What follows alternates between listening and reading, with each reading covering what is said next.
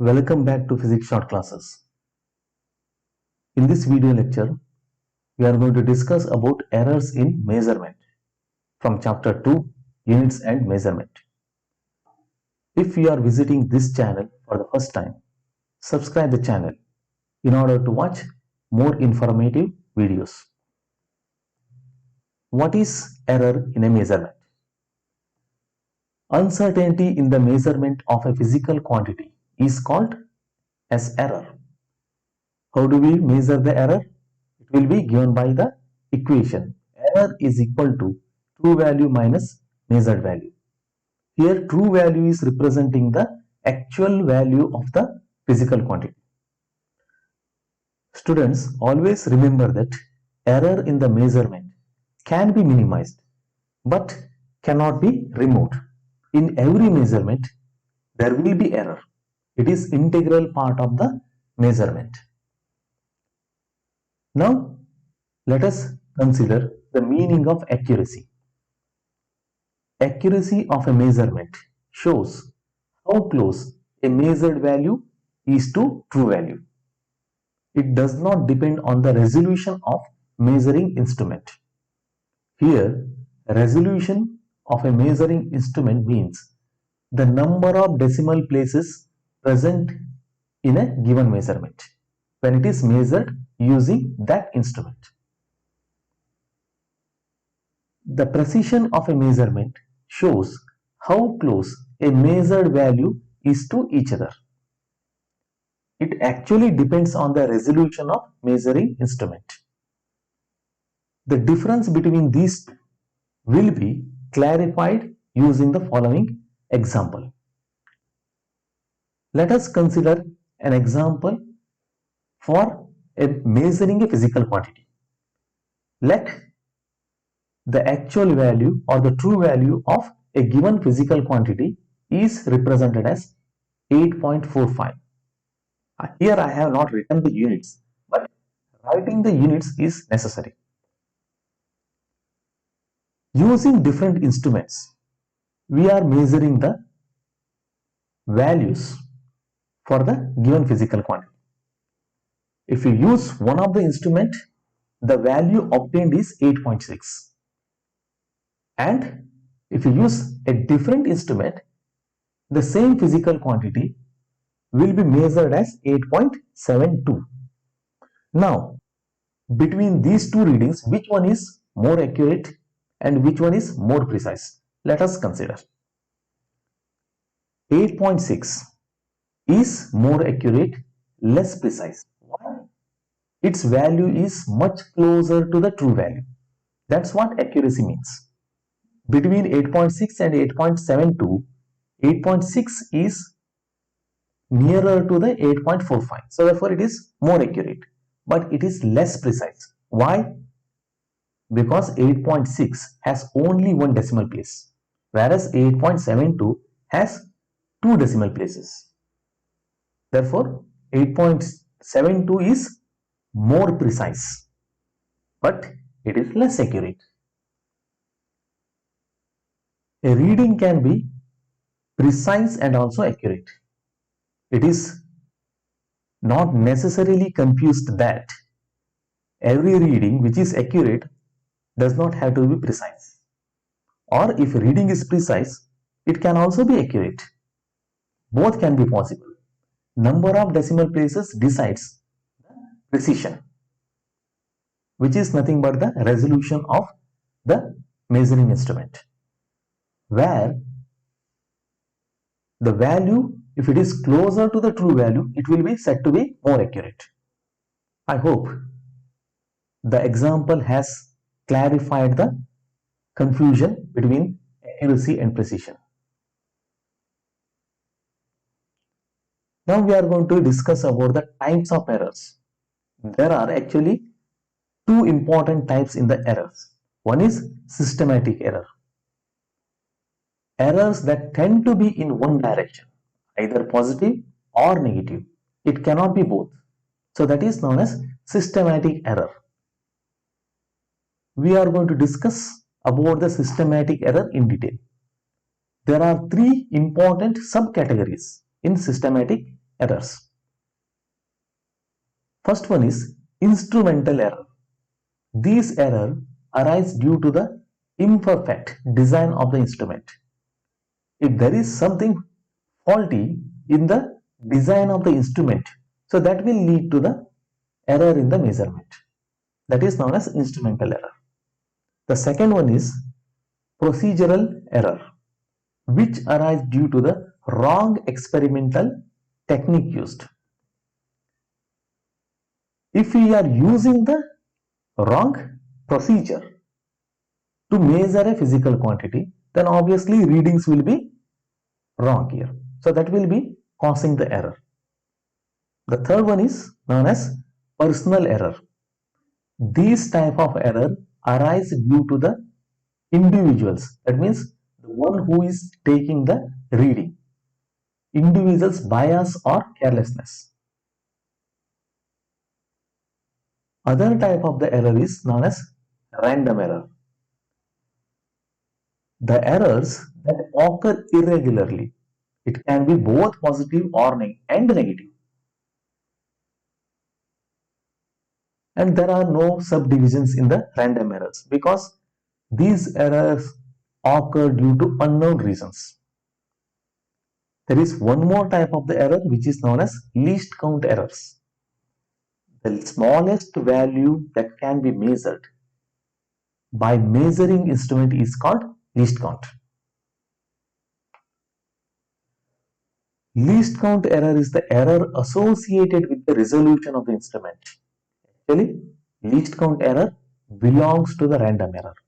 But still, least count error occurs with both systematic and random errors. Now let us consider the difference between systematic and random errors. Systematic errors occur due to the known reason, whereas random error arise due to unknown reasons. Systematic errors tends to be in one direction. If it turns out to be positive, throughout the readings it will be positive only. But random errors tends to be irregular. They do not have specified direction. That means in one reading it will be positive, on other reading it might be negative. So therefore it is irregular. We know the reason for occurrence of the systematic errors, so therefore it can be categorized. It can be classified into subtypes here, whereas occurrence of the random error is unknown. So therefore we cannot categorize the random errors. Since we know the reason behind the occurrence of the systematic error, we can minimize them, whereas random errors cannot be minimized because we do not know the reason for the occurrence of those. Now let us consider the methods of reducing errors in measurement. First, by using instrument of higher precision. Second, by improving experimental techniques. Third, by repeating the observation many times. Fourth, by carrying out the experiments under controlled conditions. By using all these methods, errors in the measurement can be reduced. But remember that it cannot be removed. Always there will be error in the measurement. So that's why we measure a physical quantity many times, and arithmetic mean of all the observation is considered as a true value of a measured quantity, because there is no other way of finding out the true value.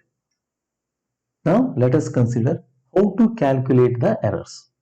There are three different ways of calculating the errors. The first one is absolute errors.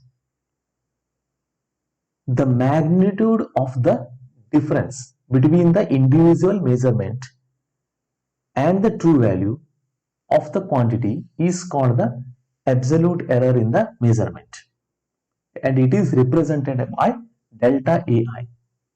So here Imagine that A is a physical quantity which has to be measured.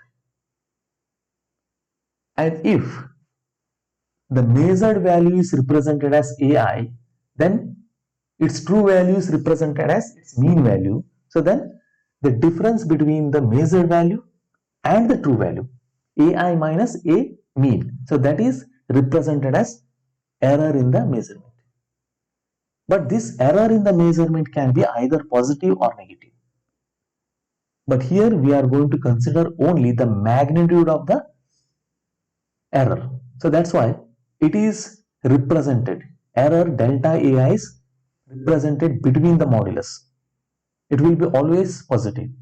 Absolute error will be always positive.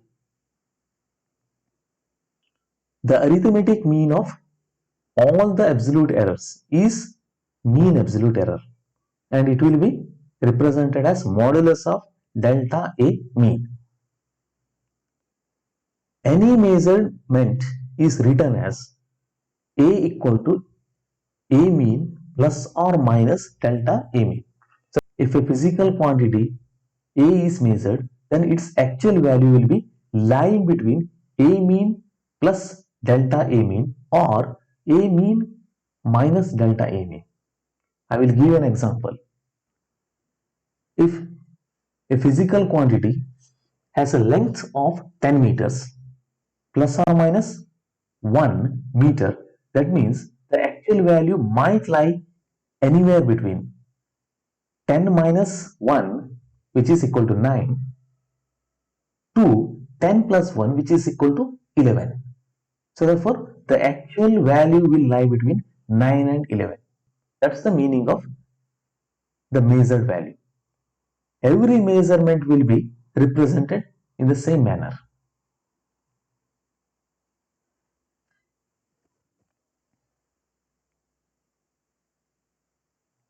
Now we are going to consider other methods of calculating the errors. Relative error. The ratio of the mean absolute error, delta A mean, to the mean value, that is A mean, of the quantity measured. So that is known as a relative error, and it is given by delta A mean divided by A mean. The third one is percentage error. The relative error expressed in percent is known as percentage error, and it is given by relative error into 100%. So that is how we are going to calculate the percentage error. Now, what is the reason behind mentioning these types of the errors? That is, we are going to combine the errors here.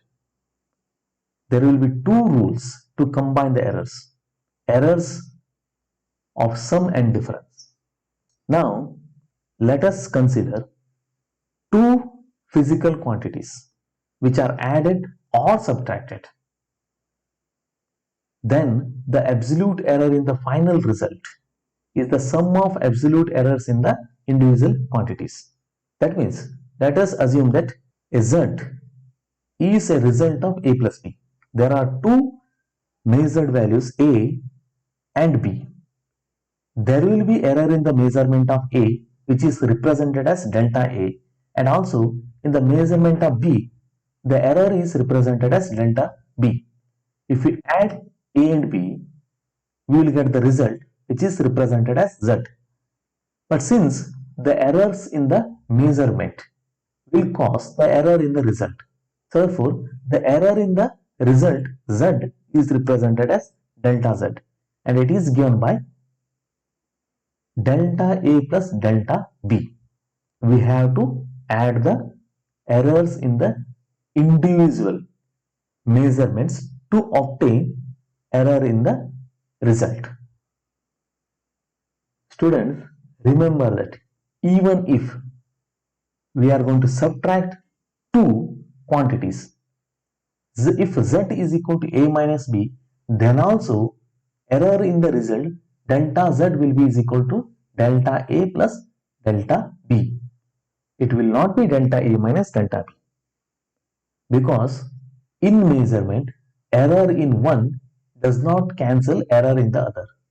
If you make errors 2 times, the total error will be greater. They will not cancel each other. Now the second rule. Errors of product or quotient. Here, the rule says that when two physical quantities are multiplied or divided, the relative error in the final result is the sum of relative errors in the individual quantities. This is where the relative error comes into play. If two quantities A and B, they are multiplied, then we will get the result as Z. Then errors in the measurement of A, delta A, error in the measurement of B, delta B, they will cause error in the result, which is represented as delta Z. But according to the rule, if two physical quantities are multiplied or divided, then we cannot combine the absolute errors. We have to combine the relative errors. So that means the relative error in the result represented as delta Z divided by Z will be equal to the sum of relative errors in the individual quantities, which is delta A by A plus delta B by B, where delta A is representing the error in A is representing its true value.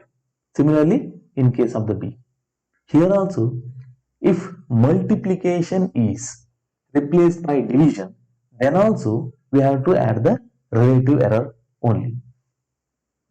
Now, I don't think we need a third rule. Sorry, error of powers. We know that any quantity A square is treated as the product of A with A itself. Hence, when measured quantity is raised to some power, same rule can be applied to find the error in the result, which is used for combination of errors of product of quotients. Students, thank you for watching the video. You can give any feedback in the comment section so that we can improve the quality of the video. Thank you once again.